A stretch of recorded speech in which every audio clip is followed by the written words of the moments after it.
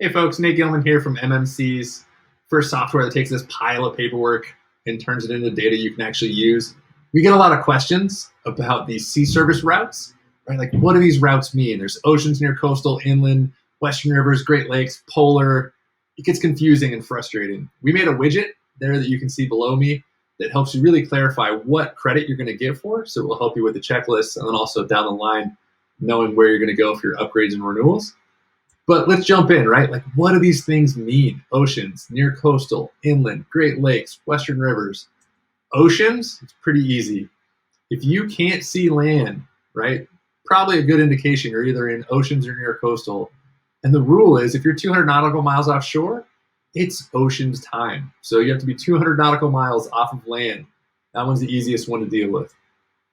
Near coastal gets a little bit trickier, right? So near coastal, the rule of thumb I like to tell people is if you past that safe water buoy, if you drove past that safe water buoy and you're looking at land, you're off there a little ways, you are probably in near coastal waters. So from near coastal waters all the way up to 200 nautical miles, that's near coastal waters. Near coastal and oceans kind of go together in the rules, so it doesn't really matter that much for where you are along there.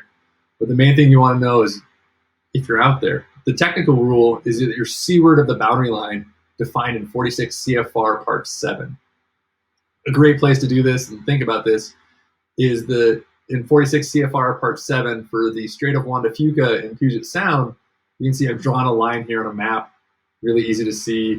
On the left-hand side, you're going to get near coastal sea service time. So if you're in between Pine Bank and Angeles Point out there to the left or to the west, you're going to be getting near coastal time. Whereas if you're on the right or the east, down those, Puget Sound, Passing Point, No Point, Seattle, Tacoma, Olympia, all down that way, you're going to be getting inland sea service time. So this is totally different than the coal regs, right, which have the inland and the international rules of the road.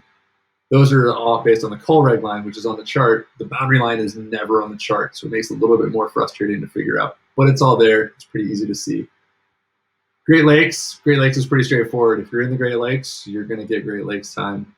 Same with Western Rivers, right? If you're in a Western River, you're pretty much good to go. It's going to be giving you Western Rivers time. Usually it typically also counts for inland time as well as you're counting things through for your Coast Guard license.